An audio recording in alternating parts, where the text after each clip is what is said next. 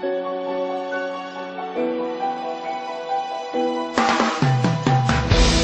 guys, and I'm looking extra fat today for some reason, but now is the part of the video where I just ramble on about shit for a couple minutes before we get to the actual substance and the point of the video.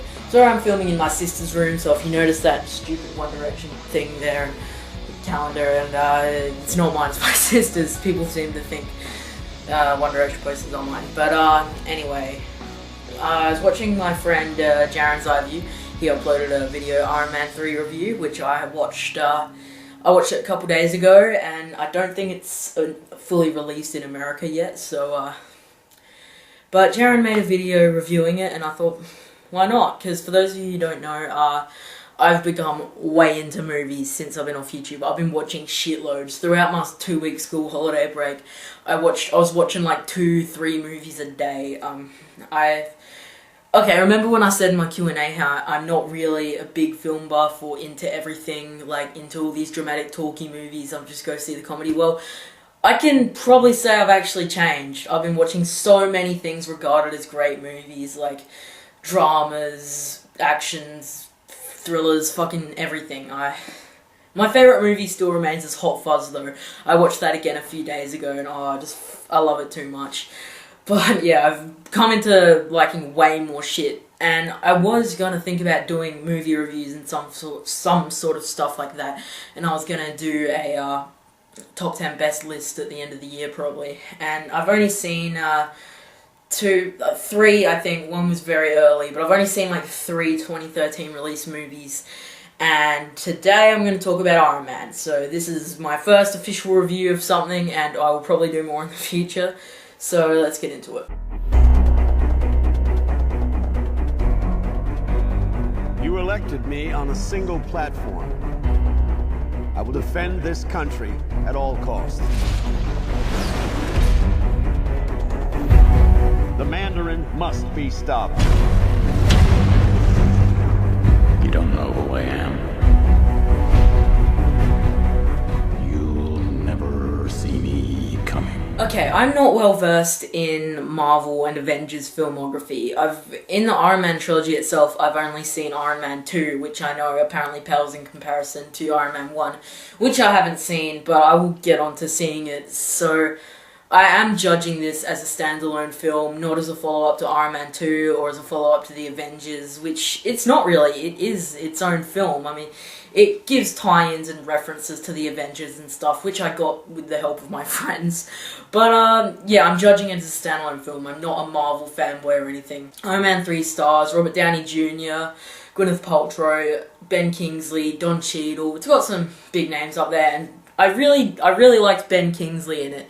He played a great villain, but there's something I'll talk about soon in regards to that. But we have a flashback to the eve of the millennium, and he makes some enemies which he doesn't know are going to be his enemies until later on in the movie.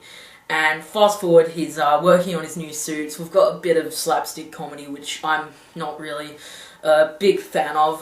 The comedy of this movie, this is a very, very funny and comedy-heavy movie, which I didn't really have a problem with. I know a lot of people did, but I think it was good. It still worked. It had a good plot, good action, but the humor, it worked. Some jokes occasionally fell flat, but not really. For the most part, it was very funny, very witty.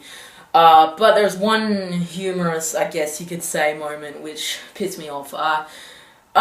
It's about halfway through the movie. We've got the Mandarin. He's sending out his broadcast. He's a really, really cool villain played by Ben Kingsley.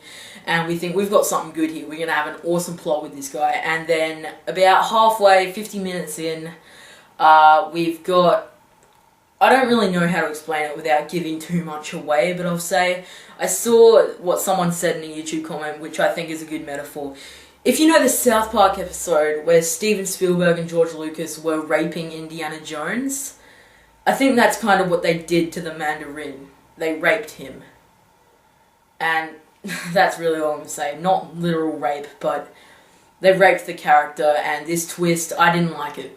It was funny. It was a funny scene, but I did not like the plot twist, and you're gonna have to watch it to fully get it, and it sort of ties in with shit that happened at the start, but I did not like that plot plot twist at all, which was probably my biggest problem. You had a couple plot holes, and I didn't like how the suits got destroyed so easily. It's the Mark 42. I know they're meant to be prototypes and stuff, but like, they just got burned by the hot hands and shit.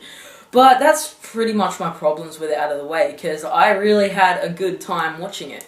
Out of the 3 2013 movies I've seen, it's definitely my favourite. It was well acted by everyone, especially Ben Kingsley and Gwyneth Paltrow, and as always, Robert Downey Jr. He had great chemistry. There was great chemistry between a lot of the characters.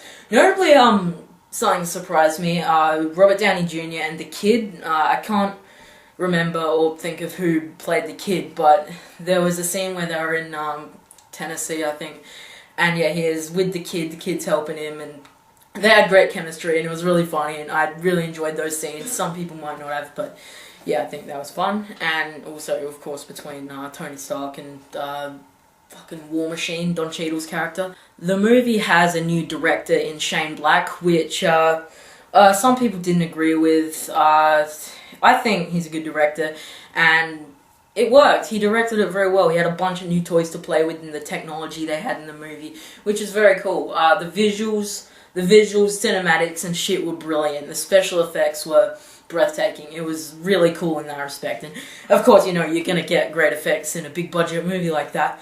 But I really enjoyed it. It was a great time at the cinemas. I didn't watch it in 3D. I'm not a huge fan of 3D, so I can't really tell you anything about that. But it was a decent story. It had some holes and some shortcomings and a bit complicated and stuff. But it was an interesting story, despite the twist that it took in the middle. Better than Iron Man 2 from what I remember of it. Of course, that's what everyone's saying. Probably not better than Iron Man 1, which of course I have not seen, but I will watch it in the future. But I had a great time watching this. It's not a great movie. I'm not going to rush out to buy it or anything. But it is a very good movie, very good time, and I'm repeating myself, so I'm just going to get to rate it. I'm going to give Iron Man 3 a 7.5 out of 10. I mean, I was thinking watching it, I was going to rate it higher. I've been battling between sort of 8, 7, 8.5. But, yeah, thinking about it more, some choices they made in making it did piss me off a bit. But, yeah, it was still a very fun time, and that's really what it's all about, having a good time at the cinema. And if I was probably comparing it to the rest of the series and Avengers and stuff, I actually probably would have ranked it lower if I was a big fanboy. But as a standalone film, it was really fun, well acted, well visually, and I'm not speaking well, but that's it. I'll probably be posting more rants soon. Have a good day, guys. And one more thing.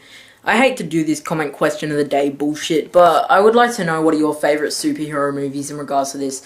I'm not trying to get heaps of comments and stuff, so feel free to message me or anything. If I were to pick mine, it would probably be either Kick-Ass or The Dark Knight. I know Kick-Ass, I don't really have powers or anything, but I still really like that, and if you call it a superhero movie, it is definitely one of my favourite superhero movies, and of course The Dark Knight, Heath Ledger's Joker's fucking brilliant, but yeah, what superhero movies do you guys like? Okay. Bye.